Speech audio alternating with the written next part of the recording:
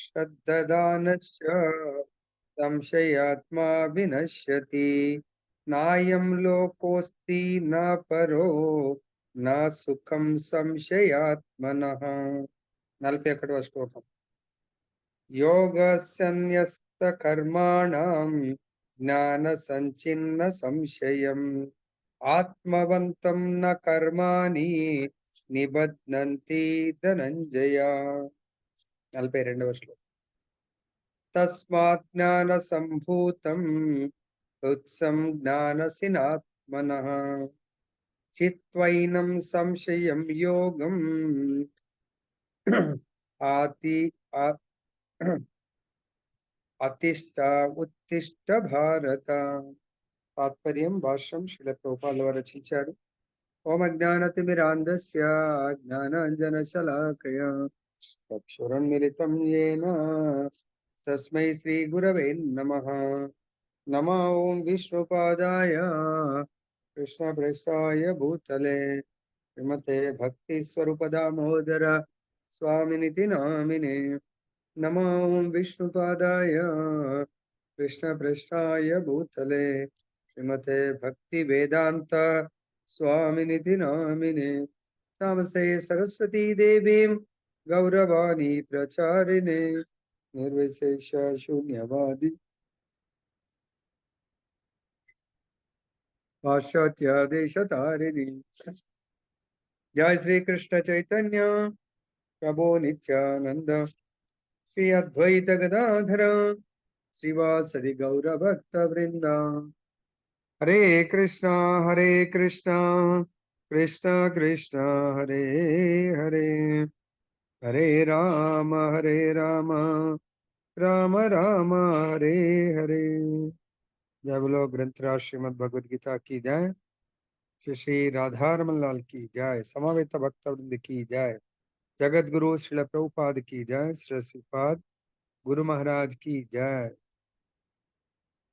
దయచేసి ఈరోజు శ్రద్ధగా వినండి. ఇన్అటెంటివ్ కాకుండా భగవద్గీత యొక్క స్టూడెంట్ విద్యార్థి ఆర్ విద్యార్థిని కావాలంటేనే శ్రద్ధ అనేది మస్ట్. అంటే భగవద్గీత ఒట్టి వినేదే కాదు, విని అప్లై చేయాలి. సపోజ్ ఎవరన్నా మనకు గ్రూప్ 1 సివిల్స్ ఇంటర్వ్యూకి పిలిచారనుకోండి. ఇంటర్వ్యూ అంటే ఏముంటది అక్కడ? Any job. సో ముఖ్యంగా భగవద్గీత విద్యార్థికి ఉండవలసినటువంటి లక్షణాలు. ఫస్ట్ థింగ్, శ్రద్ధ ఉండాలా. ఆ శ్రద్ధ దేని పట్ల? భగవంతుడి యొక్క జ్ఞానాన్ని పొందాలి. ఎందుకు? సపోజ్ ఆ జ్ఞానంతో ఎగ్జాంపుల్, మన ఇంట్లో ఇప్పుడు వర్షాకాలం కరెంటు పోయింది అంటే ముందు జాగ్రత్తగా ఏం చేస్తాం? ఇన్వర్టర్లు పెట్టుకుంటాం. ఇన్వర్టర్ పెట్టుకున్నాము, ఆన్ లేకపోతే లాభం లేదు కదా. ఇన్వర్టర్ ఆన్ అయి ఉండాలి. కరెంటు వెళ్ళిపోతే ఆటోమేటిక్గా మళ్ళీ దాని ద్వారా సప్లై జరుగుతుంది. అలాగే మనం ఎన్నో జన్మల యొక్క మాలిన్యం వల్ల మన లోపల ఆ మలినం అనేది అంధకారం లాగా ఉంది. లైక్ ఎగ్జాంపుల్, ట్యూబ్ అయితే చాలా బ్రహ్మాండంగా ఉంది. మనం 6 నెలలు అమెరికా పోయిస్తే డస్ట్, మన రోడ్డుకి ఇల్లుంటే మొత్తం డస్ట్ ఉంది అనుకోండి, దాని వెలుతురులో సగం పర్సెంట్ కూడా ఇవ్వదు, అది మొత్తం డస్ట్ పట్టింది. అలానే మన హృదయంలో మొత్తం డస్ట్ ఉంది. ఆ డస్ట్ ని తొలగించడానికే మనము ఈ లేజర్ అనే భగవంతుడి యొక్క గీతా జ్ఞానము, భగవంతుడి యొక్క నామము, వీటితో ఆ మాలిన్యం తొలగించి లైట్నింగ్ భగవంతుడి యొక్క జ్ఞానంతో అంధకారాన్ని తొలగించుకోవాలి. అది ఎక్కడ సాధ్యమవుతుంది? గీతా స్టూడెంట్, భాగవత స్టూడెంట్ కు ముఖ్యంగా కావాల్సింది శ్రద్ధ. దేని పట్ల? భగవత్ జ్ఞానాన్ని శ్రవణం చేయాలని. ఎవరి ఆధ్వర్యంలో? ప్రామాణికమైనటువంటి ఆధ్యాత్మిక ఆచార్యుడి యొక్క ఆధ్వర్యంలో, సాధు సంఘంలో, సాధు శాస్త్ర గురు, ఈ ముగ్గురు యొక్క సాంగత్యంలో మనం నేర్చుకుంటూ ఉండాలి. గురువు ఉండాలా, సాధువులు ఉండాలా. ఈ గురు సాధువుల సమక్షంలో శాస్త్రాన్ని నేర్చుకోవాలి. దాన్ని అంటారు సాధు సంఘంలో. ఏం చేయాలి? సాధు సంఘంలో భజన క్రియ అంటే భగవంతుడి యొక్క కథామృత శ్రవణ కీర్తనలు. గురువు గారు కీర్తన చేస్తా ఉంటే మనం శ్రవణం చేయాలా. గురువు గారు ఒకవేళ మనని కీర్తన చేయమంటే ప్రశ్నలకు సమాధానాలు ఇవ్వాలా. అప్పుడు మన లోపల ఉన్నటువంటి అంధకారము భగవద్గీత యొక్క స్టూడెంట్ కోరుకునేది నా లోపల జన్మ జన్మల నుంచి ఉన్నటువంటి మాలిన్యం తొలగిపోవాలా. దాన్నే ఏమంటారు? అనర్థ నివృత్తి. ఎప్పుడైతే అనర్థ నివృత్తి చేసుకున్నామో అప్పుడు మనకు భగవద్గీత వచనాల పట్ల, భగవద్గీత ఆదేశాల పట్ల నిష్ట ఏర్పడుతుంది. యెస్! నేను పలానా టైంకు ఇక అన్నింటికి కట్. ఏ పని ఇంకా నేను ఆ సమయంలో పెట్టుకోదలుచుకోలేదు. 7-8 ఫిక్స్. దాన్ని లాక్ కియా జాయ్. సో, మనం లాక్ చేసేస్తాం. ఆ టైంలో ఇంకా ఎవరి ఫోన్‌లుండవు, ఎవరుండవు. డైరెక్ట్‌గా మొహమాటం లేకుండా చెప్పేస్తాం. ప్రభుజీ 7-8 సపోజ్ నేనే యాత్రకు పోయాను. అప్పుడేం చేస్తాను నేను 7-8 ఖచ్చితంగా అక్కడ నాతో పాటు ఒకవేళ ఎవరైనా ఇద్దరు, ముగ్గురు, నలుగురుంటే ఆ సమయంలో 7-8 శ్రవణ కీర్తన భగవద్గీత జరగవలసిందే. భాగవతం సమయం అయితే భాగవతం సమయంలో జరగవలసిందే. కానీ మనం యాత్రలకు పోతే 10 రోజులు గురువుగారిని మర్చిపోతాం. అక్కడ వేరే సత్సంగం నడుస్తా ఉంటది కదా! తిరుగుతా ఉంటాం. గోల్ తిరుగుతా ఉంటాం. కానీ ఓకే. కానీ అక్కడ గూడా నేనేందంటే మన ఈ శ్లోకం ఉంది. ఆ శ్లోకంని అదే విధంగా మరి శ్రవణం చేస్తారా, ఏం చేస్తారా మీ ఇష్టం. ఆ నిష్ట అనేది ఉండాల మనకు. ఎప్పుడైతే నిష్ట అనేది భగవద్గీత పట్ల మనకు నిష్ట ఉంటుందో, దాని తర్వాత దేని పట్ల నిష్ట? భగవద్గీత శ్రవణ కీర్తనల పట్ల. గురువుగారు చెప్తున్నారంటే బై డిఫాల్ట్ మన చెవులు, కళ్ళు ఆ సమయానికి ఫిక్స్ అయిపోవాల మైండ్. లేదు పలానాది మనం వినవలసిందే అని జెప్పేసి. ఇయాల రేపు మనకు ఆన్‌లైన్‌లో మన పిల్లలకు గూడా మొన్న సడెన్‌గా ఎండలు ఎక్కువైనాయని జెప్పి ఆన్‌లైన్ క్లాసులు జెప్పారు. ఆన్‌లైన్‌లో గూడా అటెండెన్స్ తీసుకున్నారు. ఇప్పుడు మన ఎగ్జామ్ సెమిస్టర్‌కు అటెండెన్స్ తక్కువున్న వాళ్ళకి ఫీజు కట్టిపిచ్చారు. ఇంకా తక్కువున్న వాళ్ళకు డీటెయిన్ జేశారు. మరి ఆన్‌లైన్‌లో గూడా వాడు క్లాస్ వినవలసిందే అటెండెన్స్ కొరకు. ఇక్కడ మన అటెండెన్స్ టెన్షన్ లేదు. ఎగ్జామ్ టెన్షన్ లేదు. ఎగ్జామ్ ఫ్రీగా ఉంది. అటెండెన్స్‌ది ఏం టెన్షన్ లేదు. ఇక్కడ గూడా అటెండెన్స్‌ది టెన్షన్ ఉంటే ఏ ఊర్లో ఉన్నా అటెండెన్స్ ఆన్‌లైన్‌లో అటెండ్ అవుతారు. కానీ ఇక్కడ లేదు గదా! భయపడకండి. ఇక్కడ లేదు గాని భగవంతుడు చూస్తున్నాడు. నువ్వు ప్రతి నిత్యము నీకు నిష్ట ఉందా లేదా? భగవంతుడి యొక్క నిత్య స్టూడెంట్. వీక్లీ స్టూడెంటు లేకుంటే దాన్నేమంటారు? ఆప్షనల్ ఏమంటారది? అప్పుడప్పుడు గెస్ట్ స్టూడెంట్ గాదు. భగవంతుడికి కావాల్సింది నీ లోపల నిజంగా నువ్వు మాలిన్యాన్ని తొలగించుకోవాలి అనుకుంటే, నష్టప్రాయేషు భద్రేషు ఎన్నో జన్మ జన్మల మాలిన్యం తొలగించుకోవాలి అనుకుంటే, మనం చేయవలసింది నిత్యం భాగవత సేవయాం. మనకు భగవద్గీతలో గూడా ఉపోద్ఘాతంలో మనకు చెప్పడం జరిగింది. ఏ శ్లోకం అది? మలినేమోచనం పుంసాం జలస్నానం దినే దినే సకృద్గీతామృత స్నానం సంసార మలనాశనం. మనం మల నిర్మోచనం గురించి ప్రతిరోజు 1, 2, 3 సార్ల స్నానం చేస్తాం. ఈ స్కిన్ క్లీన్ చేస్తాం. కానీ మన లోపల ఈ బుద్ధంతా కూడా భ్రష్టు పట్టి ఉంది. దాన్ని క్లీన్ చేయకపోతే లోపల హృదయ మాలిన్యాన్ని క్లీన్ చేయనట్టయితే నువ్వు ఎంత ఈ శరీరాన్ని ఉతికినా గూడా లాభం లేదు. మనం నిజంగా నెక్స్ట్ జన్మంటూ ఉండకుండా మనం ఏదన్నా నిత్య నూతన విద్యార్థి భగవద్గీత విద్యార్థి అవ్వడానికి కొరకు లక్ష్యమేంటి? నేను ఈ జన్మలోనే భగవంతుడికి ప్రియమైన వాళ్ళ లిస్ట్‌లో నేను చేరిపోవాలి.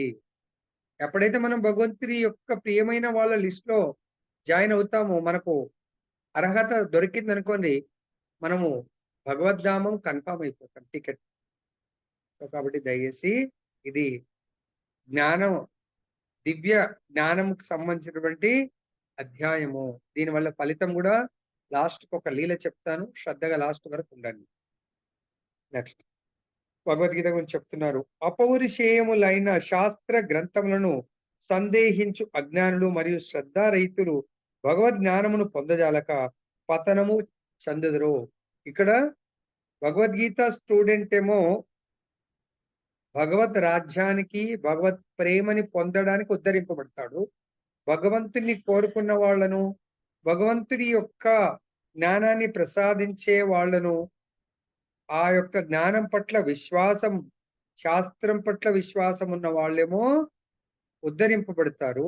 శాస్త్రం పట్ల, భగవంతుడి యొక్క శుద్ధ భక్తులు, ఆచార్యుల పట్ల ఎవరికైతే విశ్వాసం లేదో, గౌరవం లేదో, ఆ జ్ఞానం పట్ల శ్రద్ధ రహితులో వాళ్ళు పతనం చెందుతారంటున్నాడు.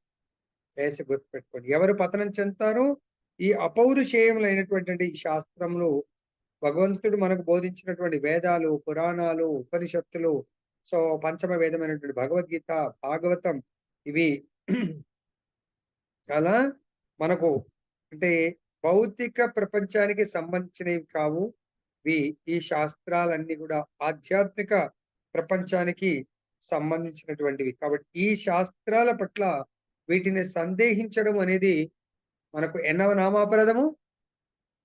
శాస్త్రాలు సంశయాత్ములైన వారికి ఈ లోకమున గాని పరలోకమున సుఖం ఉండదు. సో మనం దయచేసి ఈ యొక్క శాస్త్రాల పట్ల సంశయం ఉండకూడదు. శాస్త్రాలు బోధిస్తున్నారు అంటే అవి మనకు 100% ఇప్పుడు మనకు ఆరోగ్యం బాలేదు, ఫీవర్ వచ్చింది, మనం డాక్టర్ గారి దగ్గరికి వెళ్తాము. డాక్టర్ పైన విశ్వాసం ఉండాలా? డాక్టర్ రాసే మందుల పట్ల విశ్వాసం ఉండాలా? మెడికల్ షాప్ వాడు ఇస్తున్నటువంటి ఆ కంపెనీ దాని మీద విశ్వాసం ఉండి టాబ్లెట్ వేసుకుంటే మనకు ఆ జ్వరం తగ్గుతుంది, రోగం నయమవుతుంది. విశ్వాసం లేకుండా టాబ్లెట్‌గా చూస్తూ పక్కన పెడితే రోగము నయమవ్వదు. అది మనకు చెప్తున్నారు భాష్యము. అధికారికములు మరియు ప్రామాణికములు అగు అనేకమైన శాస్త్ర గ్రంథములలో భగవద్గీత శ్రేష్టమైంది. ఎన్నో గ్రంథాల్లో భగవద్గీత చాలా శ్రేష్టమైంది. అందుగురించే ఈవెన్ శంకరాచార్య వారు కూడా మనకు గీతామాత్యంలో ఏం చెప్పారు? భగవద్గీత గురించి ఎన్నో శాస్త్రాలున్నాయి. అట్లీస్ట్ ఏ శాస్త్రాన్ని చదవమన్నారు? ఆ శ్లోకం ఏంటి? సో ఇక్కడ చెప్తున్నారు చూడండి. అధికారికములు మరియు ప్రామాణికములో అగు ఎన్నో శాస్త్రాలున్నాయి. అన్ని కూడా అధికారికమైనవి. అవి అన్ని కూడా ప్రామాణిక బోనఫైడ్. కానీ అన్నిట్లో గల అన్ని గ్రంథాలు ఈ కలియుగంలో మనకున్న తక్కువ సమయంలో చదివేంత సమయం లేదు. చదివినా అర్థం చేసుకునేంత కెపాసిటీ లేదు. అర్థం చేయించే వాళ్ళు కూడా మనకు చాలా తక్కువ. కాబట్టి ది బెస్ట్ అన్నిటి యొక్క సారము అట్లీస్ట్ భగవద్గీతని మీరు అర్థం చేసుకోండి అని అన్ని సాంప్రదాయాల్లో ఉన్నటువంటి ఆచార్యులు చెప్తున్నారు. ఏకం శాస్త్రం, ఒకే ఒక్క శాస్త్రాన్ని అయితే ప్రయత్నం చేయండి. ఆ ఒక్క శాస్త్రం ఏంటి? భగవద్గీత. ఎందుకు ఆ ఒక్క శాస్త్రం మొదటి ప్రిఫరెన్స్ ఇవ్వమంటున్నానంటే దాంట్లో ఆ శాస్త్రాన్ని ఎవరో కాదు, సాక్షాత్ స్వయం భగవంతుడు బోధించాడు. అప్పుడు మీకు తెలుస్తుంది భగవంతుడు ఎవరు, ఎవరు పూజనీయుడు, ఎవరికి సంపూర్ణ శరణాగతి పొందాలా, ఎవరు మీ యొక్క జీవిత లక్ష్యము అనేది దాంట్లో ఉంది. కాబట్టి ఆ శాస్త్రాన్ని చదవడం వల్ల మనకు ఎవరు అంటే కృష్ణ భగవానుడు అని అర్థమవుతుంది. మనం ఆ భగవంతుని పొందడానికి కొరకు మనం చేయవలసినటువంటి కార్యము ఒక మంత్రము. ఇంత చెప్తున్నారు కానీ చాలా మందిని మనం టచ్ చేసి చూస్తాము. లేదు ప్రభుజీ మాకు ఆ మంత్రాలు ఉంటాయి, ఈ మంత్రాలు చెయ్యండి. కానీ భగవంతుడు చెప్తున్నాడు అవన్నిటినీ చేసి ఫలితం పొందడము చాలా కష్టం. వాటికి విధి విధానాలు చాలా ఉంటాయి. ప్రతి మంత్రాన్ని ఎవరు పడితే వాళ్ళు చేయకూడదు. కాబట్టి కలియుగంలో ద బెస్ట్ మంత్ర, ప్రతి మంత్రానికి వేదేశ సర్వై అహమేవ వేద్యో, వేదాల యొక్క సారమే నేను, వేదాల యొక్క రచయితని నేను. వేదాలని అర్థం చేసుకోవడము అంటే నన్ను అర్థం చేసుకోవడమే అని చెప్తున్నారు. మరి అలాంటప్పుడు అదే భగవంతుడు మనకు కలియుగ అవతారము, కలికాలే నామరూపే కృష్ణ అవతార్. కలియుగంలో కృష్ణుడి యొక్క అవతారమే హరే కృష్ణ మహామంత్రం అని చెప్పినప్పుడు ఆ మంత్ర జపం చెయ్యండి. ఆ మంత్రంలో సర్వమంత్ర సార్ హరే కృష్ణ మంత్ర, సర్వశాస్త్ర సారము భగవద్గీత. భగవద్గీత యొక్క అంతిమ లక్ష్యము భాగవతం యొక్క బిగినింగ్. వేసి గుర్తుపెట్టుకోండి. భగవద్గీత యొక్క కంప్లీట్ పాస్డ్ అవుట్ అయినామంటే అడ్మిషన్ ఇంటూ ద భాగవతం. భాగవతాన్ని అర్థం చేసుకుంటే మనము ఇంకా డైరెక్ట్ అప్లికేషన్ పార్ట్ లో దిగిపోతాం. భగవద్గీత థీరీ ఇందాక మన నవనీత కృష్ణ ప్రభు ఎందుకు వచ్చి అడిగాను. భగవద్గీత థీరీ నేర్చుకుంటూ మన భాగవతం అప్లై చేస్తూ వెళ్ళాలి జీవితంలో. తర్వాత పశుప్రాయులైన మానవులకు ప్రామాణిక శాస్త్రములందు శ్రద్ధ గాని జ్ఞానం గాని ఉండదు. ఏమంటారు ఇక్కడ? ధర్మోహితేశో అధికో విశేష ధర్మేన హీన. పశుప్రాయులైన మానవులు అంటే ఎవరు? ధర్మాన్ని పాటించని వాళ్ళు. అరే ప్రభుజీ మేమెందుకు ధర్మం పాటిస్తున్నాము? మరి ధర్మం అంటే ఏంటి? భగవంతుడు ప్రతి యుగానికి ఒక ధర్మాన్ని బోధించారు. సో ఆ యుగ ధర్మం గురించి ప్రామాణిక శాస్త్రం నందు శ్రద్ధ గాని జ్ఞానం గాని ఉండదు. కొందరికి అట్టి శాస్త్రం గురించి కొంత జ్ఞానములను మరియు సందర్భోచితంగా వాని నుండి కొన్ని విషయములను ఉదహరింపగలిగినను వారికి ఆ శాస్త్ర వచనములపై పూర్తి విశ్వాసం ఉండదు. మరికొందరు భగవద్గీత వంటి శాస్త్ర గ్రంథముల ఏడ శ్రద్ధ విశ్వాసము కలిగి ఉన్నను దేవాది దేవుడైన శ్రీకృష్ణుని విశ్వసించుట గాని అతనిని అర్చించుట గాని చేయరు. దీనికి సంబంధించి ఈరోజు ఏదో క్వశ్చన్ వచ్చింది అనుకుంటా బహుశా. ఎవరు శాస్త్రాల పట్ల విశ్వాసంతో భగవంతుని విశ్వసిస్తారు? మానవులలో 2 రకాలు ఏదో సంథింగ్ వచ్చిందనుకుంటా బహుశా ప్రశ్న. ఇదేనా? వచ్చింది. ఆ! దానవులు అంటే వాళ్ళు భగవంతుని యొక్క శాస్త్రం పట్ల విశ్వాసం ఉండదు. భగవంతుడి పట్ల విశ్వాసం ఉండదు. ఇన్ కేస్ కొంత అడ్వాన్స్ ఒకవేళ శాస్త్రం పట్ల విశ్వాసం ఉన్నా, భగవంతుడి యొక్క ఆకారం పట్ల విశ్వాసం ఉండదు. దేవాదేవుడైన శ్రీకృష్ణుని విశ్వసించుట గాని, అతన్ని అర్చించుట గాని చేయరు. కొంతమంది శాస్త్రం చదువుతారు. మనం కూడా భగవంతుడు అయిపోవచ్చు అంటారు. అరే మీరెట్లా భగవంతుడు అయితారండి? ఇక మీరు భగవంతుడు అయితే మరి కృష్ణుడు అర్జునుడికి బోధించాడు. అర్జునుడు కూడా కృష్ణుడు అయిపోయాడా? హరే కృష్ణ. అర్జునుడు అయిపోయాడా కృష్ణుడు? కాలేదు. అర్జునుడు ఎప్పటికీ సేవకుడిలాగానే ఉన్నాడు. కొంతమంది అలా విశ్వసిస్తా ఉంటాం. మనం కూడా భగవంతుడు అయిపోవచ్చండి. ఇక మనం భగవంతుని పూజ చేయడానికి అవసరం లేదు. అంటే మీరు భగవంతుడు అయిపోతే ఇక భగవంతుని పూజ చేయడానికి అవసరం లేదు. ఇది మన అండర్‌స్టాండింగ్ అన్నట్టు. కొంతమందికి ఏం చేస్తాం వాళ్ళని? వాళ్ళు ఎటువంటి దాంట్లో కేటగిరీలోకి వస్తారో తెలవదు. అటువంటి వారు కృష్ణ చైతన్యమునందు నెలకొనజాలరు. వారు పతనం చెందుతారు. నేను కూడా భగవంతుని అయిపోతానంటే వాళ్ళు పతనం చెందుతారు. అర్థమైందా? You cannot become. భౌతికంలో ఓకే. ఒక పోస్ట్ ఇంకోళ్ళు కూడా అధిరోహించొచ్చేమో. ఈరోజు నేను తక్కువ పోస్ట్ ఉండొచ్చు రేపు పొద్దున. కానీ భగవంతుడి పోస్ట్ అని ఎవ్వరు స్వీకరించేది కాదు. అర్థమైందా? పైన పేర్కొన్న వారందరిలో శ్రద్ధ లేని వారు మరియు సందేహంతో కూడియుండు వారును ఎన్నడూను ఎట్టి పురోభివృద్ధిని సాధింపలేరు. భగవంతుడి పట్ల, భగవత్ శాస్త్రముల పట్ల శ్రద్ధ ఎవరికైతే ఉండదో వాళ్ళు ఎన్ని సంవత్సరాలు ఇట్లా ఆన్‌లైన్‌లో విన్నా వాళ్ళు పురోగతి మాత్రం ఉండదు. ఎక్కడేసిన గొంగళి అక్కడ, ఎక్కడున్న వాళ్ళు అక్కడే ఉంటారు. ఏదో నామమాత్రం ఏదో అనుకరిస్తూ ఆ గురువుగారు ఏదో చెప్పినట్టు చేస్తారు తప్ప సంపూర్ణ విశ్వాసం లేదు. గురువు పట్ల, భగవంతుడి పట్ల, శాస్త్రం పట్ల వాళ్ళు ఎప్పటికీ చూడ్డానికి ఆ అలా అనిపిస్తారు గానీ అంతరంగంగా డెవలప్‌మెంట్ ఉండదు. అంతరంగంగా డెవలప్‌మెంట్ ఉన్నవాళ్ళు ఎలా ఉంటారండి? నిజంగా లోపల నుంచి మీకు శాస్త్రం అర్థమయ్యి, గురువు యొక్క మనస్తత్వం అర్థమైన వాళ్ళు ఎలా ఉంటారు? ఉంటాయి. దయచేసి సీరియస్‌గా కాన్సంట్రేట్ చేయండి. ఓకే. సో, రమణారావు ప్రభు చెప్పింది 100% కరెక్ట్. సో, ఆయన చాలా అంటే గురువులు కావాలని గూడా అలా టెస్ట్ తీసుకుంటారు ప్రభుజీ. దయచేసి అర్థం జేసుకోండి. అని చ్ గురువుల ద్వారా ఎలా టెస్ట్ జరుగుతదో, అక్కడ ఇమ్మీడియేట్‌గా మనం వాళ్ళని ద్వేషించి, వాళ్ళ పట్ల మనం క్రోధాన్ని పెంచుకొని, వాళ్ళ పట్ల మనము ఈర్ష్య, అసూయ, శత్రుత్వం వచ్చినామనుకోండి, గురువేంది అసలు ఎందుకైనా జేస్తాడంటే తర్వాత మళ్ళీ మళ్ళీ ఇంకా 2, 3 టైమ్స్ విన్నాను ఆ లీల. అప్పుడు ఆ గురువు చాలా తక్కువ మందిని తన దగ్గరికి చేర్చుకుంటాడు. ఆ కోపం అది జూసి ఎవరు బోర్ అంటే ఆయన. కానీ ఆయన ఖచ్చితంగా భగవత్ ప్రాప్తి కలిగించేటువంటి ఉత్తమ గురువంట. అంటే చూడండి, ఆ ఉత్తమ గురువు కాబట్టి ఎవరిని పడితే వాడిని జాయిన్ చేసుకోడు. మనమంటే ఎవరు రండి, రండి పిలుస్తా ఉన్నాం. కానీ విలువ లేదు. అందరిని బ్రతిమలాడు. అదే మనం గూడా ఒక 500 ఫీజ్ ఉంటదండి అంటే, అమ్మో! 500 ఏం కడతాంలే. అమ్మో! 500 పెట్టిండ్రా? అయితే ఏదో కొంచెం దీంట్లో సత్తా ఉండుంటదిలే అని జాయిన్ అయితారు. ఫ్రీ గదా పిలుస్తా ఉన్నాం. ఏముంటది? పోయినా గూడా నడుస్తది, పోకున్నా నడుస్తది. వెళ్ళకుంటే అందరిని ఫోను చేసి పిలవమంటారు గురువుగారు అనుకుంటారు. కాబట్టి ఆయన ఎవరిని దగ్గర చేర్చుకోడంట. ఈవెన్ భక్తి సిద్ధాంత సరస్వతి ఠాకూర్ యొక్క గురువుగారు గూడా ఎవ్వరిని తీసుకోలేదు. చాలా ఉత్తమ భక్తుడాయన. వైరాగ్యమూర్తి ఆయన. ఒకే ఒక్క శిష్యుడు భక్తి సిద్ధాంత సరస్వతి ఠాకూర్. ఆయనకొక్కడే. కానీ తన శిష్యుడికి వేల మంది. ఆయన శిష్యుడికి వేల మంది. సో, కాబట్టి ఆలోచించారు. అంటే వాళ్ళందరూ తన శిష్య బృందమే గదా! సో, కాబట్టి ఒకే ఒక్కడున్నా అటువంటి గొప్ప శిష్యుడుంటే చాలు అని అలా చేస్తా ఉంటారు.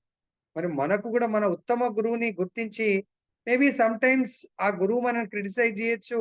మరి ఆయనలాగైతే మన గురువు మనతో ప్రవర్తిస్తలేడు అంటే మనం చాలా ఆనందపడాలి. అర్థమైందా? సరే నెక్స్ట్. కనుకనే మానవుడు శాస్త్ర గ్రంథముల సిద్ధాంతమును శ్రద్ధతో అనుసరించి జ్ఞాన స్థితికి ఉద్ధరింపబడవలెను. ఈ జ్ఞానమే ఆధ్యాత్మిక అవగాహనతో కూడిన దివ్య స్థితినందు అందుకొనుటకు తోడ్పడగలదు. అనగా సందేహస్తులకు ఆధ్యాత్మిక ముక్తి విషయమున ఎట్టి స్థానం లేదు. గురువు పట్ల, శాస్త్రం పట్ల ఎవరికైతే డౌట్ ఉంటదో వాళ్ళకు ముక్తి అనే క్వెషన్ ఉండదు. అక్కడ వాళ్ళకు స్థానము దొరకదు. కనుకనే ప్రతి ఒక్కరు ఎవ్రీబడీ అంటున్నాడు. భగవంతుడు యూజ్ చేసే నాకు నిన్న మా పీజీఎం గారు అన్నారండి. చాలా హాఫ్ అన్ అవర్ డిస్కస్ చేసాం. విన్నారా? రమణారావు ప్రభుజీ ఒక హాఫ్ అన్ అవర్ డిస్కస్ చేస్తే నేనన్నాను భగవద్గీతలో చాలా అద్భుతంగా ఉంది సార్. ఈరోజు రేపు చాలా స్క్రూటినైజింగ్ స్టడీ. ప్రతి శ్లోకము, ప్రతి పారాగ్రాఫు, ప్రతి లైన్ టు లైన్ చెప్తానంటే, లైన్ గూడా చాలా ఇంపార్టెంట్. లైన్ గాదండి. ప్రతి పదము, ప్రతి అక్షరం గూడా భగవద్గీతలో సారాన్ని తీసుకొచ్చని చెప్పి ఇదే మాట మాట్లాడారు. Really wonderful sir. చాలా మంచి పదం చెప్పారు సార్ అన్నాను. ప్రతి పదంలో గూడా ఆ పదం అన్నప్పుడు నేను సార్ ప్రతి మాటకు ఒక శ్లోకం చెప్తా ఉన్నాను. అమ్మో! మీకు శ్లోకాలు చెప్తున్నా గాని, నాకు శ్లోకాలంత ఐడియా లేదండి. కానీ చాలా వండర్‌ఫుల్ అండి. అంటే మనము భగవంతుడి అంశాలేమి అన్నప్పుడు నేను 15.7 కోట్ చేశాను. తర్వాత ఈ పదాల గురించి చెప్పినప్పుడు నేను భగవద్గీతలో చెప్పాను. సార్ ఏదైతే కాంటెక్స్ట్‌లో ఒక సెపరేట్ ఏదన్నా అర్జునుడి క్వాలిటీ చెప్పాలన్నప్పుడు కృష్ణుడు అర్జునుడిని కొన్నిసార్లు పార్థ అన్నాడు, కొన్నిసార్లు ధనంజయ, కొన్నిసార్లు గుడాకేశ, అలా యూజ్ చేయడం జరిగింది సార్ అంటే, అవునండి. మీరు దానికి రిలేటెడ్ ఇలా ఇలా ఉంటదంటే, అప్పుడు ఆ డిస్కషన్‌లో వచ్చిందన్నట్టు. కాబట్టి ప్రతి ఒక్కరు గురు శిష్య పరంపర అనుగతంగా ఇది ఇంపార్టెంట్ అన్నమాట. చాలా మంది ఎవరు పడితే వాళ్ళ దగ్గర నేర్చుకుంటా ఉంటారు. అంటే ఎక్కడేసింది అక్కడే ఉండిపోతుంది. నెక్స్ట్ ఒక కర్మఫలములన్నింటిని త్యజించి భక్తి యోగమునందు వర్తించుచు దివ్య జ్ఞానం చే సందేహములు నశించి ఉన్నవాడు వాస్తవంగా ఆత్మ జ్ఞానమునందే స్థితుడైనట్టి వాడు. ఓ ధనంజయ, చూసారా ఇప్పుడే వచ్చిందో లేదో, ధనంజయ అన్నాడు. ధనంజయ, ఆ విధంగా అతడు కర్మ ఫలముచే బంధింపబడడు. ధనంజయ అని ఇక్కడ ఎందుకు వాడిండంటే, మనందరం కూడా ఈ ధనాన్ని సంపాదించడానికి కొరకే ఎన్నో కర్మలు చేస్తా ఉంటాం. ఆ కర్మల వల్ల మనము ఆ ధనం ఎందుకు? నేను సుఖపడడానికి, నా ఫ్యామిలీ సుఖపడడానికి, మేబీ నా బంధువులు లేకపోతే నా మిత్రులు సుఖపడడానికి ఉపయోగపడ్డదనుకోండి. మనందరం గూడా అది ఎటువంటి భగవత్ కర్మకు మనం యూజ్ చేయట్లేదు అంటే, మనం నేను చాలా కష్టపడి సంపాదిస్తున్నాను. మీ ప్రారబ్ధ కర్మ వల్ల మీకు డబ్బొస్తుంది. దానితో మీరేం జేస్తున్నారు మీరు? నవీన కర్మ. మనం కొత్త కర్మల్ని ఏర్పాటు చేసుకో మేబీ మీరు ఇతరులకు ఆ ధనంతో మంచి పనులే చేయొచ్చు. ఒక హాస్పిటల్ కట్టియొచ్చు. లేకపోతే ఒక నలుగురిని అడాప్ట్ చేసుకొని వాళ్ళని చదివిపియొచ్చు. ఇవన్నీ పుణ్యకర్మలు. దానివల్ల మీ అకౌంట్‌లో పుణ్యం యాడ్ అవుతా పోతుంది. దానివల్ల ఏమవుతది? So, you have to go to Swargaloka. లేదు అంత పుణ్యం చేయలేదు. నెక్స్ట్ లైఫ్‌లో మీరు తెలియకుండా ఒక 20% పాపం చేశారు. తెలివొచ్చిన తర్వాత 80% పుణ్యం చేశారు. పాప పుణ్యాలు అనుభవించిన నెక్స్ట్ లైఫ్‌లో ఇంకా బెటర్ లైఫ్ వస్తుంది. కానీ అయినా కూడా జన్మనే తీసుకోవాలి గదా! కాబట్టి ఇక్కడ ఈ జ్ఞానము ఆత్మ కర్మ ఫలంచే బంధింపబడు. ఎవడు? ఈ ఆత్మ జ్ఞానం ఉన్నవాడు. భగవద్గీత జ్ఞానముడు యెస్. డబ్బులు నా దగ్గర వస్తున్నాయి.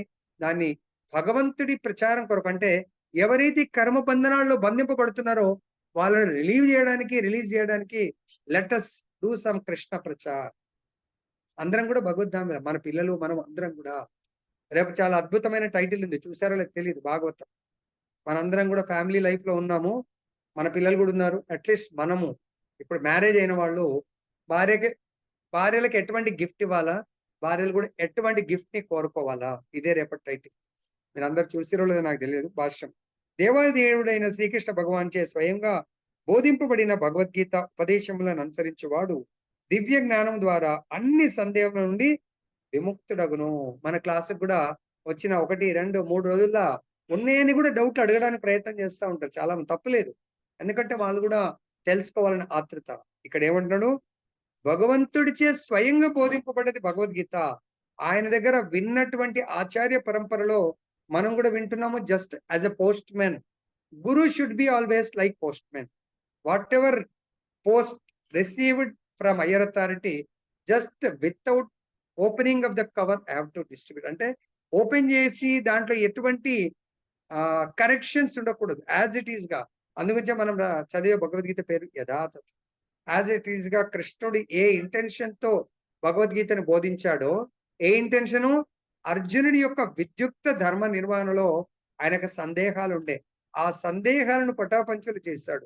మన యొక్క విద్యుక్త ధర్మము, మనము అనే ఆత్మలము, జీవుల యొక్క విద్యుక్త ధర్మము నిత్య నిరంతరము కృష్ణ సేవ చేయడము. కాబట్టి ఇక్కడ కృష్ణ సేవ చేయాలంటే దానికంటే ముందు మనకు కొన్ని బంధాలు ఏర్పడ్డాయి. మరి ఆ బంధాలను తప్పించుకోలేము. తప్పించుకునేసరికి చాలా టైం పడుతుంది. ఏదో ఒక రోజు తప్పించుకోవాల్సి వస్తది. కానీ ఆ తప్పించుకునే సమయం లోపల మనం ఆల్రెడీ పాప పుణ్య కర్మలు చేస్తే నెక్స్ట్ టక్కన దాంట్లో పడిపోతా ఉంటాం. కాబట్టి ఆ పాప పుణ్య కర్మ అనే బంధనాల నుంచి మనం విడిపించుకోవాలి. విడిపించుకోవడానికి రేపటి నుంచి ఈ జ్ఞానాన్ని, ఈ రోజు వరకు నేర్చుకున్న జ్ఞానాన్ని, దివ్య జ్ఞానాన్ని రేపటి నుంచి మనం అప్లై చేయాలా. సంపూర్ణ కృష్ణ చైతన్యంలో తనను భగవానుని అంశ రూపంగా గుర్తించిన వాడు అప్పటికే ఆత్మ జ్ఞానమునందు స్థితుడై ఉండును. కనుకనే అతడు నిస్సందేహంగా కర్మ బంధములకు అతీతుడై ఉండును. ఆత్మ జ్ఞానము అంటే మనకు 2 రకాలుగా చెప్పాం. జ్ఞానము, తర్వాత ఇంకోటి ఏం చెప్పాం మనం? 2 పదాలు. జ్ఞానము, ఇంకో పదం ఏంటి? విజ్ఞానం గురూజీ. జ్ఞానముకు ప్రభుజీ విజ్ఞానం. Very good Prabhuji. జ్ఞానం అంటే ఏంటి? మనం నేర్చుకోవడం. సుదేవి మాతయ్య చెప్తుంది. ఓకే, జ్ఞానం చెప్పు. విజ్ఞానం వేరే. గురుజీ మనకు ఆత్మకి మధ్యలో సంబంధం ఉండేది జ్ఞానం Guruji. Very good. Okay, Sai Vikas Prabhu చెప్పారు, సుదేవి మాతయ్య చెప్పింది. సో విజ్ఞానం గురించి ఇంకెవరికైనా ఛాన్స్ ಇದೆ? వాట్ ఈస్ ద విజ్ఞానం? హరే కృష్ణ. చెప్పండి ప్రభు. స్థితి. ఆత్మ నుంచి పరమాత్మ గురించి తెలుసుకోవడానికి. Very good. కృష్ణ అభోగోని కృష్ణ ప్రభు చెప్తుంది. కరెక్ట్. చెప్పండి ప్రభు. అభోగోని కృష్ణ ప్రభు. పరమాత్మ స్థితిని తెలుసుకోవడం గురించి. లే ప్రభుజీది విందాం ప్రభుజీ. చెప్పండి ప్రభు. పరమాత్మ ఆత్మ అక్కడంతా కూడా మనకు దయచేసి గుర్తుపెట్టుకోండి. 2 రకాలు మనకి ఇక్కడ ఈ యోగ విధానము, మనం చేసేటువంటి యోగ విధానము, యజ్ఞం, దాన్ని కూడా యజ్ఞము కింద ట్రీట్ చేస్తే 2 రకాలు. ఒకటి భౌతికము, రెండవది ఆధ్యాత్మికం. భౌతికంలో అది కంప్లీట్ గా నేమ్, ఫేమ్ వాటి గురించే ఉంటుంది. లేదా కొందరు నేమ్, ఫేమ్ కూడా పెట్టకండి అంటారు, నా నేమ్ చెప్పకండి. కానీ వాళ్ళు చెప్పకున్న పుణ్యకర్మ వస్తుంది వాళ్ళకు. బై డిఫాల్ట్ పుణ్యకర్మ మనకు లభ్యమవుతుంది. కానీ ఇక్కడ మనం గుర్తుపెట్టుకోవాలా, అది ఆధ్యాత్మిక కర్మతో సంబంధం లేనటువంటిది. పుణ్యకర్మ మన అకౌంట్లోకి క్రెడిట్ అవుతుంది. ఒకవేళ అది ఆధ్యాత్మిక ఆత్మానుభూతి అనుసంధింపబడినచో అది భౌతిక కర్మగా పరిణమింపబడుతుంది, అంటే దానిగా ట్రీట్ చేయబడుతుంది. కానీ అట్టి యజ్ఞములను ఆధ్యాత్మిక లక్ష్యములతో, కాబట్టి మనం రేపటి నుంచి ప్రతి కర్మని, ఆధ్యాత్మికం అంటే ఏంటండి? మన ఆత్మకు ఉపయోగపడాల, ఆత్మ ఆనందానికి ఉపయోగపడాల. ఆత్మ మనం చేసే ప్రతి కర్మ దేహానికి సంబంధించింది ఉండదు. సపోజ్ మొన్న మా రమణారావు ప్రభుజీ మనకి ఎగ్జాంపుల్ అడిగారు. ప్రభుజీ, గురువు గారు మా ఇంటికి వస్తే అమ్మవారి పూజ చేస్తే మీరు భోజనం తినరండి. ఎందుకు? వండర్ఫుల్. మీరు అమ్మవారి పూజ చేసిన అయ్యగారి యొక్క ఫోటో పెట్టి ఫస్ట్ ఆ దేవదేవుడికి సమర్పించి పంచభక్ష పరమాన్నాలని, అమ్మవారు ఎవరో కాదు, ఆమె ఎవరు? భగవంతుడి యొక్క బహిరంగ శక్తి దుర్గా, ఆమెకు సమర్పించండి. మనకు ఆల్రెడీ మీకు చెప్పడం జరిగింది ప్రసాదము. సో శివ పార్వతుల లీలలో నారదుడు ప్రసాదాన్ని ఆల్రెడీ అది మీకు ఇంతకుముందు చెప్పాను అనుకుంటున్నాను ప్రసాదం దగ్గర. అంటే ఇక్కడ మనం భగవత్ కర్మతో ఎలా లింకప్ చేయాలి? మనం వండిన ప్రసాదాన్ని, నారదుడు ఒకసారి వైకుంఠంలో వెళ్ళినప్పుడు భగవంతుడు విష్ణు ప్రసాదం తీసుకుంటున్నప్పుడు కరెక్ట్ తినే టైంలో వెళ్తాడు. ప్రేమగల్లో భోజనం చేసేటప్పుడు వస్తారు. భగవంతుడు తన చేతితో నారదుడికి ప్రసాదం పెడతాడు. అది తిని ఇంకా అత్యంత ఆనందంలో ఆయన నారద్ ముని భజై రాధిక రమణ నామే, రాధారమణి యొక్క నామాన్ని చేసుకుంటూ మొట్టమొదటిగా మనం కూడా మన యొక్క ఆనందమైన దుఃఖమైన ఎవరికి చెప్పడానికి ప్రయత్నం చేస్తాం? శత్రువులక, మిత్రువులక? బంధువులకు, మిత్రులకు. అలా ఆయన యొక్క క్లోజెస్ట్ బంధువు ఎవరు? నారదుడి యొక్క క్లోజెస్ట్ బంధువు శివుడు. శివుడి దగ్గరికి వెళ్తాడు. అత్యంత ఆనందంలో శివుడి దగ్గరికి వెళ్ళినప్పుడు శివుడు అడుగుతాడు, ఏంటి నారద ఈరోజు చాలా ఆనందంలో ఉన్నావంటే, ఇలా నాకు భగవత్ ప్రసాదం నా జీవితంలో మొట్టమొదటిగా దొరికింది. అరే మరి నాకు కూడా కొంచెం తీసుకొని రావద్దా ప్రసాదం? అందుగురించి మనం ఎవరైనా ప్రసాదం పెడితే తప్పకుండా కొంచెం ఇంట్లో వాళ్ళకో ఇంకెవరికో పెడతా ఉంటాం. లేదు, అక్కడే ఆనందంలో అందరినీ మర్చిపోయి నేనే తినేశాను. అలా ఇలా నారద నువ్వు సెల్ఫిష్ అయిపోయావు, కొంచెమన్నా చూడు ఏదన్నా అంటే ఒక గోటిలో ఉంటుంది, అది తీసి ఇవ్వడం జరుగుతుంది. ఎప్పుడైతే ఆ ప్రసాదాన్ని టచ్ చేస్తారు, సాక్షాత్ భగవత్ ప్రసాదం, ఇంకా ఆయన ఆ మెతుకు తీసుకున్నాడు అంతే. ఇంకా ఎప్పుడూ లేనటువంటి శివ తాండవాన్ని చేస్తాడు, నటరాజు డ్యాన్స్. అప్పుడు ఆ డాన్స్ కు ముల్లోకాలు కూడా ఇలా దద్దరిల్లిపోతా ఉంటాయి. అప్పుడు పార్వతి వచ్చి అడుగుతుంది, ఏంటి ఏమైంది అని చెప్పేసి. ఎవరికి తెలియదు రీజన్. అప్పుడు నారదుని అడుగుతుంది, ఏంటి నారద మునీంద్ర, మరి మా ఆయన ఇంత డాన్స్ చేస్తున్నాడు ఏంటంటే, అప్పుడు కొంచెం ఆగండి స్వామి అని ఆపి అడుగుతుంది, ఏంటి మీ యొక్క సంతోషానికి కారణం? నారదుడు ప్రసాదం ఇచ్చాడు. ప్రసాదం ఇస్తే నేను మీరు ఆఫ్ ఆఫ్ కదా, అర్ధనారీశ్వరుడు అంటారు, మరి మీరు నాకు ఆఫ్ ఇవ్వకుండా మీరు మొత్తం ఎలా తింటారు అంటే, అయ్యో నేను మర్చిపోయాను. ఇంకా అంటే నీకు మంచి జరిగినప్పుడు మర్చిపోతావు, చెడు ఉన్నప్పుడు నేను పాడతారా? లాభం లేదు, నీకు నాకు కట్టిప్ అని చెప్పేసి వెళ్ళిపోతుంది. అలకపాను ఎవ్వరు చెప్పినా ఒప్పుకోదాను. అప్పుడు స్వయం భగవంతుడు విష్ణువు వచ్చి మళ్ళీ ఆయన ఆ పార్వతీదేవికి ఓదారుస్తాడు, లేదు దేవి ఇది నా యొక్క సంకల్పమే, లేదంటే శివుడు నిన్ను వదిలిపెట్టి తినే ప్రసక్తి ఉండదు నాలీలని. ఎందుకంటే నేను కలియుగంలో జగన్నాథుడి రూపంలో రాబోతున్నాను, కాబట్టి అక్కడ నువ్వు విమలాదేవి లాగా నువ్వు కూడా అవతరిస్తావు. అంటే అక్కడ విమలాదేవి ఉంటుంది అన్నట్టు. కాబట్టి కలియుగంలో నాకు ప్రతిరోజు ఈ ఒక్క మెతుకేది కర్మ నీకు, ప్రతిరోజు 56 రకాల వంటలు ప్రతి పూటకు అలా 5 పూటలు పెడతా ఉంటారు. నా తర్వాత నీకే ప్రసాదం పంపిస్తాను, ఇది నా మాట. సో ఈ రోజు కూడా మీరు జగన్నాథ్ టెంపుల్ వెళ్తే టెంపుల్ వెనక విమలాదేవి ఉంటారు. సో జగన్నాథ్ ప్రసాదం మళ్ళీ విమలాదేవికి ఆఫర్ చేసిన తర్వాతనే భక్తులకు పంచడం జరుగుతుంది. ఈరోజు కూడా జరుగుతూ ఉంది. కాబట్టి ఇక్కడ యజ్ఞము అంటే ఇక్కడ మనం కూడా మా ప్రభుజీ అన్నారు, డెఫినెట్ గా మీరు అది భగవత్ ప్రసాదం. ఇలా మనం పితృదేవతలు కూడా ఫస్ట్ భగవంతుడికి ఆఫర్ చేసి దెన్ వేరే వాళ్ళకి, ఇది శాస్త్రోక్తంగా చెప్తున్నాను. తప్పకుండా మీరు ఇన్వైట్ చేస్తే డెఫినెట్ గా అది భగవత్ ప్రసాదం. భగవంతుడి తర్వాత భగవంతుడి యొక్క బహిరంగ శక్తి అయినటువంటి దుర్గా ప్రసాదం వీ కెన్ టేక్. డైరెక్ట్ ఆమెకు ఆఫర్ చేస్తే ఆమెనే తీసుకోదు. సో కృష్ణ భక్తులు కూడా తీసుకునే అవకాశం ఉండదు. We cannot force also. అర్థమైందా? కాబట్టి ఈ ద్రవ్యమయ యజ్ఞాన్ని మనం భౌతికం కొరకు చేస్తే అది భౌతిక కర్మ అవుతుంది. ఆధ్యాత్మికం కొరకు చేస్తే అది ఆధ్యాత్మిక యజ్ఞంగా మారుతుంది. ఇక మనం ఆధ్యాత్మిక కార్యకలాపం గురించి పరిశీలించినచో వాటి యందు 2 విభాగములు. అందులో ఒకటి తనను గూర్చి అనగా ఆత్మను ఎరుగుట, స్వీయ సహజ స్థితి, మనమెవరము అని తెలుసుకునేది. రెండవది దేవాది దేవుడైన శ్రీకృష్ణ భగవాన్ గురించి సత్యము ఎరుగుట, అంటే జ్ఞానం గురించి విజ్ఞానం గురించి తెలుసుకోండి. ఆధ్యాత్మికంలో మళ్ళీ 2 రకాలు. భగవద్గీత మార్గమును యథాతథంగా అనుసరించేవాడు ఆధ్యాత్మిక జ్ఞానమునందలి ఈ 2 ముఖ్య విభాగములను సులభంగా తెలుసుకొనగలడు. అట్టి వానికి ఆత్మ భగవానుని అందలి అంశ అనడి పరిపూర్ణ జ్ఞానమును సులభంగా లభించును.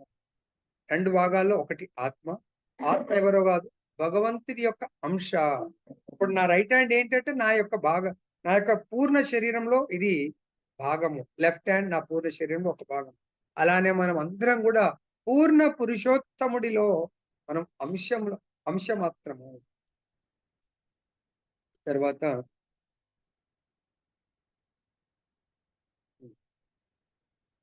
అట్టి వానికి ఆత్మ భగవాన్ ఎందలి అంశాన్ని పరిపూర్ణ జ్ఞానం సులభంగా లభించదు. అట్టివాడు భగవానుని దివ్య కర్మలను సులభంగా అవగతం చేసుకొనగలడు. కావున అతనికి గల జ్ఞానము లాభదాయకం కాగలదు. ఎప్పుడైతే మనము నేను భగవంతుడి యొక్క అంశ అన్నప్పుడు, అంశ యొక్క ధర్మము భగవంతుని సేవించడం. నా చేతి ధర్మము, చేతికున్న 5 వేళ్ల ధర్మము నా పూర్ణ శరీరాన్ని సేవించడమే. అలానే మనం అంశాన్ని ఎప్పుడైతే మనం తెలుసుకుంటామో మన యొక్క సహజ స్థితి, ఈ వేళ్ళు 24 hours నన్ను సేవించడానికి రెడీగా ఉంటాయి. నేను నిద్రపోతున్నాను కానీ ఏదో దోమ పుట్టిందనుకోండి టక్కన అంటా ఉంటుంది, లేకుంటే ఏదైనా అయిందనుకోండి చేతి మాత్రం అలర్ట్ గా ఉంటుంది. ఆ విధంగా జీవుడు 24/7 భగవంతుడి సేవలో అలర్ట్ గా ఉండాలి. ఈ అధ్యాయపు ఆరంభమున భగవానుని దివ్య కర్మలు అతని చేతనే చర్చింపబడినవి. అట్టి గీతా బోధనలను అవగాహన చేసు కొనని వాడు శ్రద్ధాహీనుడు మరియు భగవానుచే ప్రసాదింపబడిన కొద్దిపాటి స్వాతంత్రమును దుర్వినియోగపరుచు కొనిన వాడుగా భావింపబడును. కాబట్టి దయచేసి భగవద్గీత బోధనను ఎవరైతే శ్రద్ధతో అర్థం చేసుకోలేడో అటువంటి వాడు వాళ్ళకిచ్చినటువంటి మనకిచ్చినటువంటి స్వాతంత్రాన్ని, ఫ్రీడమ్ ని మిస్యూజ్ చేసిన వాళ్ళము. భగవంతుడు మనకు ఫ్రీడాన్ని ఎందుకు ఇచ్చాడు? మనం చక్కగా చదువుకొని చక్కగా మన యొక్క కర్మలని భగవత్ కర్మలుగా మార్చుకోవడానికే ఈ జ్ఞానాన్ని, శరీరాన్ని, ఇంద్రియాలను మనకు ప్రసాదించాడు. అట్టి బోధనలు లభించిన పిమ్మట కూడా భగవానుడు సచ్చిత్ జ్ఞాన స్వరూపునిగా అతని నిజతత్వము తెలుసుకోలేని వాడు నిజంగా మూర్ఖాగ్రేసరుడు. చూడండి, ఇంత జ్ఞానం ఉందండి, అయినా కూడా భగవంతుడు సచ్చిదానంద స్వరూపుడని తెలుసుకోలేకపోతే పెద్ద పెద్ద స్కాలర్స్ వాళ్ళు భగవంతుడి నిరాకారుడండి, మనం కూడా నిరాకారంలో కలిసిపోవడానికే మన జీవితం అంటారు. మరి భగవద్గీతలో భగవంతుడు స్వయం సాకార రూప భగవంతుడు బోధిస్తున్నప్పుడు ఎలా నిరాకారం అంటారు? భగవంతుడు ఎక్కడన్నా నాకు ఆకారం లేదంటున్నాడు. భగవంతుడు నాకు సంపూర్ణ శరణాగతి పొందండి, నేను మీకు చూసుకుంటాను అంటున్నాడు. నాకు పత్రం పుష్పం ఫలంతో ఏం ప్రసాదాన్ని అర్పించండి అంటున్నాడు. యజ్ఞశిష్ట శినస్సంతో ముచ్యంతే సర్వకిల్ విషయ్, మీరు ఏది భుజించాలన్నా నాకు సమర్పించి తీసుకోండి. మరి ఆకారం లేని వాళ్ళు దేనికి సమర్పిస్తారండి? సింపుల్ లాజిక్ ఇది తెలుసుకోవచ్చు. కానీ అయినా ఇది చదువుతూ కూడా భగవంతుడికి ఆకారం లేదు, భగవంతుని సేవించాల్సిన అవసరం లేదు అంట. ఇక మనం వాళ్ళకు 9.27 లో చెప్తున్నాం మీకు. ఏంటి 9.27? What is 9.27?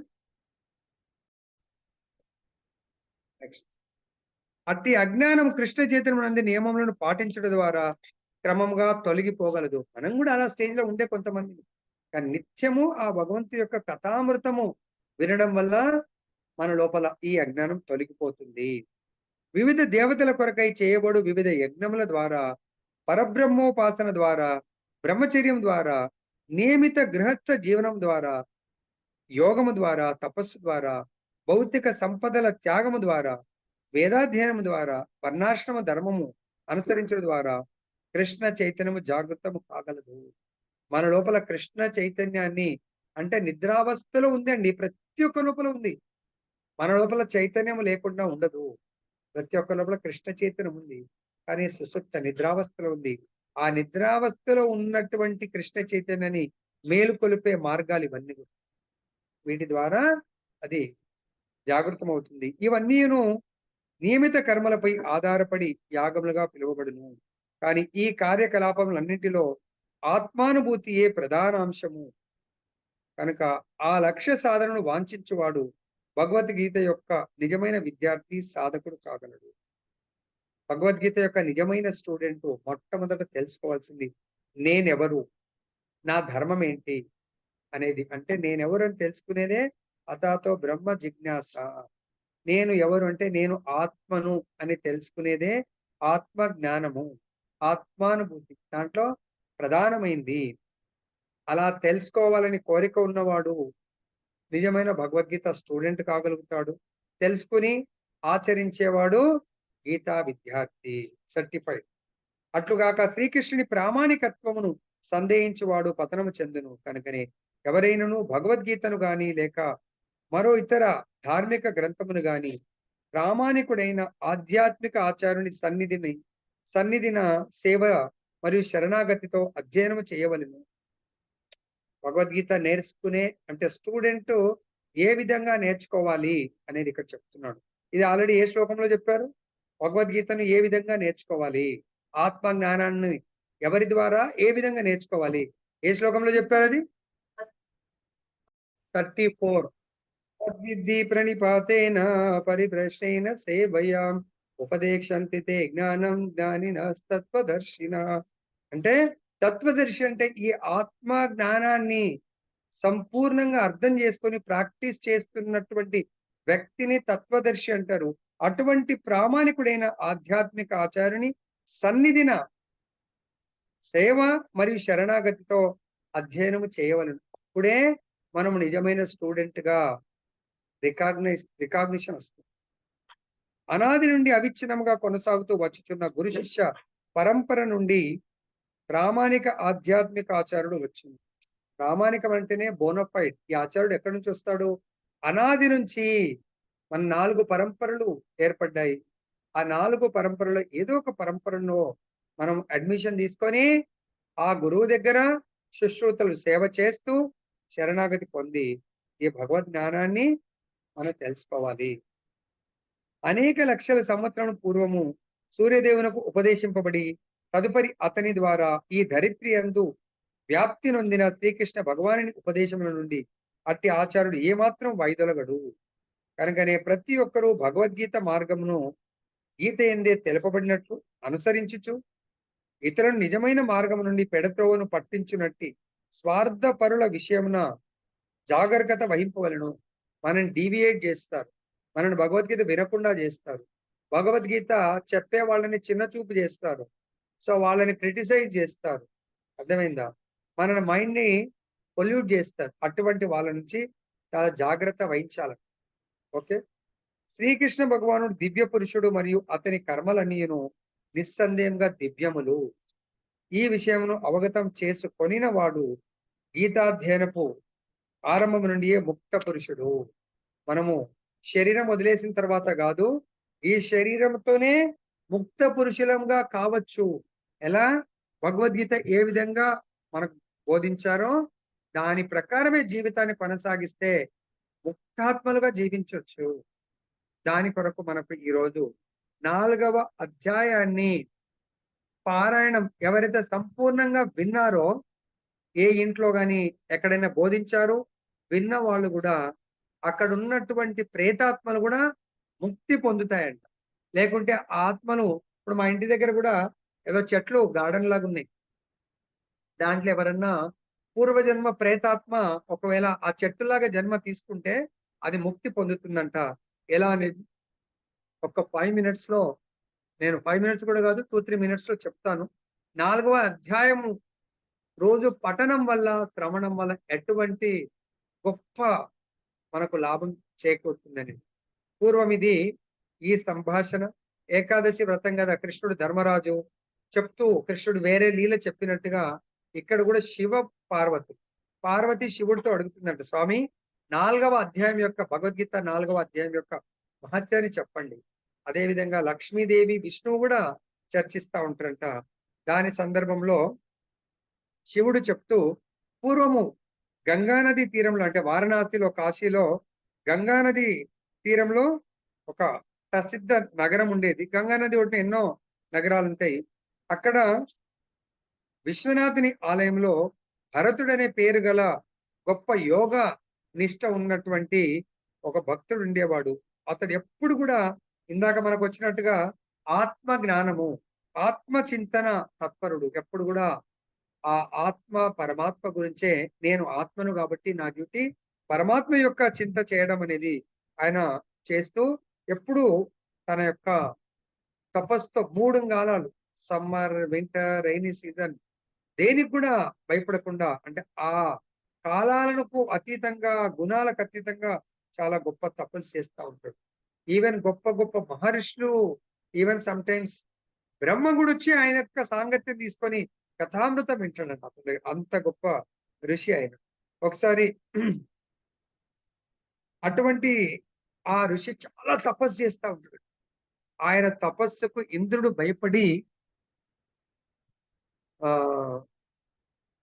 ఓకే, అటువంటి అతను తపస్సు చేస్తూ ఉంటే ఇంద్రుడు భయపడి ఇద్దరు తన ఆస్థానంలో ఉన్నటువంటి దేవకన్యలను పంపిస్తాడు ఆయన యొక్క తపస్సుని భంగం చేయమని. ఆ తపస్సుని భంగం చేయడానికి ఆ దేవకన్యలు వెళ్ళినప్పుడు ఆయన ఏం చేస్తాడు, తన కమండలంలో నీళ్ళు తీసుకొని వాళ్ళని దాన్ని ఏమంటారు, రేగు చెట్లుగా మారిపోండి మీరు అని చెప్పేసి శాపం ఇస్తాడు. అవి అప్పుడు వాళ్ళిద్దరూ ఆయన పాదాల మీద పడి, మమ్మల్ని మన్నించండి, మా తప్పు కాదు, మేము ఎక్కడో వేరే రాజుగారి ఆస్థానంలో ఉన్నాము, ఇంద్రుడి యొక్క మాట వినాలి కాబట్టి ఆయన మాట కొరకు వచ్చాము, సో దయచేసి మాకు దీని నుంచి బయటపడే ప్రాయశ్చిత్తం, బయటపడే మార్గం చెప్పండి అంటే, అప్పుడు ఆయన అంటాడు, మీ దగ్గరికి ఒక గొప్ప భక్తుడు, గీతా పారాయణం చేసేటువంటి భక్తుడు వస్తాడు, మీ కింద మీ నీడలో ఆయన రెస్ట్ తీసుకొని ఆ గీతా పారాయణం చేసినప్పుడు మీకు ముక్తి దొరుకుతుంది. అది కూడా 4వ అధ్యాయం. సరే అని చెప్పేసి ఆయన వెళ్ళిపోతాడు. అప్పుడు నిజంగానే ఈయన చెప్పిన విధంగా ఆ భక్తుడు ఈ యొక్క తీర్థయాత్రలు చేస్తూ చేస్తూ ఈ చెట్ల దగ్గరకు వచ్చినప్పుడు ఆయన కొంతకాలం రెస్ట్, జస్ట్ కొద్దిసేపు రెస్ట్ తీసుకుంటాడు. ఆయన నిత్య కర్మ ప్రకారము రోజు 4వ అధ్యాయము పారాయణం చేస్తాం. సో ఎప్పుడైతే అక్కడ పారాయణం చేస్తాడో ఆయన వాళ్ళు పారాయణ చేసి వెళ్ళిపోతాడు, పడుకొని కొంచెంసేపు పారాయణ చేసి వెళ్ళిపోతాడు. వెళ్ళిపోయి చాలా సంవత్సరాలు అవుతుంది, 5-6 సంవత్సరాలు. ఈ చెట్లు ఎండిపోయి ఇంకా నశించిపోయి అదే ఊర్లో ఒక ఆ పుణ్య దంపతుల ఇంట్లో వాళ్ళిద్దరు జన్మిస్తారు. జన్మించి కూడా 5-6 సంవత్సరాలు అవుతుంది. కానీ ఇక్కడ ఆ ఋషి ఏం చెప్తారంటే, శాపం ఇచ్చినప్పుడు మీకు పూర్వ జన్మది జ్ఞాపకం కూడా ఉంటుంది అని చెప్తారు. వీళ్ళకు ఆ చెట్లు, వీళ్ళకి ఈ జన్మ ఎలా వచ్చిందో తర్వాత మీరు ఆ జన్మ తర్వాత మళ్ళీ మీరు మీ స్వర్గలోక ప్రాప్తి దొరుకుతుంది. కానీ ఒక జన్మ అయితే వెయిట్ చేయాలి. అప్పుడు ఈ గురువు గారు, ఎవరైతే శాపం ఇచ్చిన గురువు గారు తిరుగుతూ మళ్ళీ వాళ్ళ ఊరికి వస్తారు. శాపం ఇచ్చిన కాదు, ఎవరైతే శాప విమోచన చేసినా ఆయన వెళ్ళిపోతాడు. మళ్ళీ ఆ ఊరికి వచ్చినప్పుడు వీళ్ళు గుర్తించి 7-8 సంవత్సరాలు అయింది, ఆయన పాదాలకు ప్రణామం చేస్తారు. అప్పుడు ప్రణామం చేసి, గురువు గారు మీరు మాకు పునర్జన్మ లభించేట్టు చేశారు. నేనేం చేశానంటే, మీరు ఫలానా రేగు చెట్ల కింద ఫలానా రోజు ఇలా రెస్ట్ తీసుకొని 4వ అధ్యాయాన్ని పారాయణం చేశారు. ఎప్పుడైతే మీరైతే పారాయణం చేసి వెళ్ళిపోయారో, మీరు వెళ్ళిపోగానే మేము అక్కడి నుంచి చెట్లలోంచి మేము ఆత్మ వదిలేసాము. చెట్లు ఎండిపోయాయి, మేము వీళ్ళ గర్భంలో జన్మించాము. సో మీ యొక్క కృప వల్ల మాకు మానవ దేహాలు వచ్చాయి.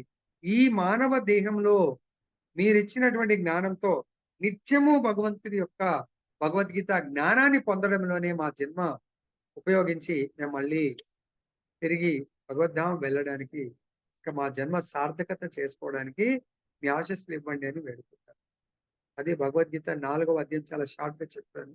4వ అధ్యాయం యొక్క మహత్యం కంప్లీట్ అయిపోతుంది. కాబట్టి ఎప్పుడైనా మీకు ఛాన్స్ ఉంటే, వీలైనప్పుడల్లా పండుగలకు ఏదైనా ఎక్కడైనా వెళ్ళినప్పుడు కూడా ప్రతి అధ్యాయం ప్రాముఖ్యత ఉంటుంది. కాబట్టి 4వ అధ్యాయము మనం ప్రతి ఒక్కరికి మేలు. ఇది నిజమైన జీవదయ. ఇప్పుడు మా ఇంటి దగ్గర చెట్టు కూడా వింటున్నాయి, అవిట్లలో కూడా ఏమైనా చెట్టు అట్లా కూడా ఉండొచ్చు, అవిటి కూడా ముక్తి దొరుకుతుంది. కాబట్టి ప్రతి ఇంట్లో నేను మీకు రిక్వెస్ట్ చేస్తాను, ప్రతిరోజు మీరు ఏదైనా బిజీ ఉన్న స్పీకర్ పెట్టి నడుస్తూ ఉండండి. ఆ ఇంట్లో చెట్లు, చీమలు, పురుగులు అవి కూడా ముక్తి కలిగే అవకాశం ఉంది భగవద్గీత శ్రవణం వల్ల, భాగవత శ్రవణం వల్ల. సో మా ఇంట్లో కూడా ఎన్నో ఒక జీవులు ఉన్నాయి, పురుగులు వస్తూ ఉన్నాయి, వాటికి కూడా పుణ్యం వస్తుంది. సో ఇంతటితో ముగిద్దాము. జయ బోలో గ్రంథరాజ్ శ్రీమద్ భగవద్గీత की जय, श्री श्री राधा रमन लाल की जय, जगन्नाथ बलदेव सुभद्रा माई की जय।